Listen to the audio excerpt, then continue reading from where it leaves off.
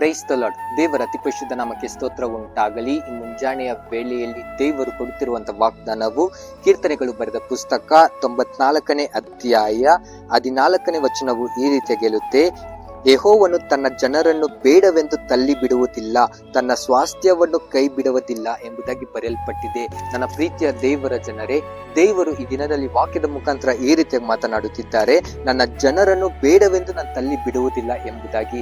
ಹಾಗಾದ್ರೆ ನಾವು ದೇವರ ಮಕ್ಕಳಾಗಿದ್ದೇವೆ.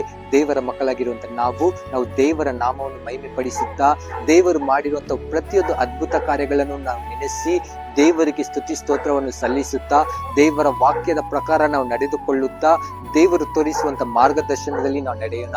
ಯಾಕಂದ್ರೆ ದೇವರು ನಮ್ಮನ್ನು ಕೈ ಬಿಡುವುದಿಲ್ಲ ಎಂಬುದಾಗಿ ವಾಕ್ಯದ ಮುಖಾಂತರ ಮಾತನಾಡುತ್ತಿದ್ದಾರೆ.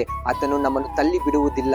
ಲೋಕದ ಜನರು ನೋಡ್ಬೇಕಂದ್ರೆ ನಾನು ನಿನ್ನ ಜೊತೆ ಇರ್ತೇನೆ, ನಾನು ನಿನ್ನನ್ನು ಬಿಟ್ಟೋಗಲ್ಲ ಎಂಬುದಾಗಿ ಅನೇಕ ಜನರು ಅನೇಕ ರೀತಿಯಾದ ಪರಿಸ್ಥಿತಿಯಲ್ಲಿ ನಿಮ್ಮಲ್ಲಿ ಹೇಳಿರಬಹುದು. ಆದ್ರೆ ಈ ದಿನದಲ್ಲಿ ಆ ಜನರು ನಿಮ್ಮ ಜೊತೆಯಲ್ಲಿ ಇದ್ದಾರಾ?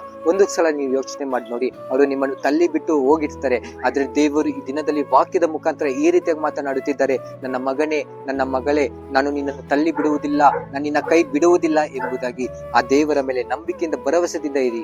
ದೇವರು ನಿಮ್ಮನ್ನು ಆಶೀರ್ವಾದ ಮಾಡಲಿ. God bless you. Have a nice day.